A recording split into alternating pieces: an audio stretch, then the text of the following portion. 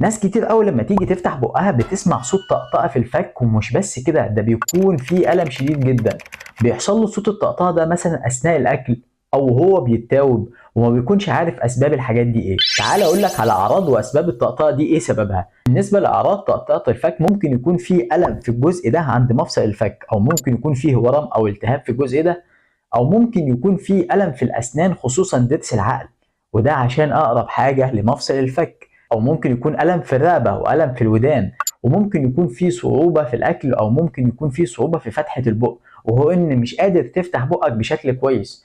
ممكن يكون في صداع. طيب إيه هي أسباب طقطقة مفصل الفك؟ إحنا عندنا سببين.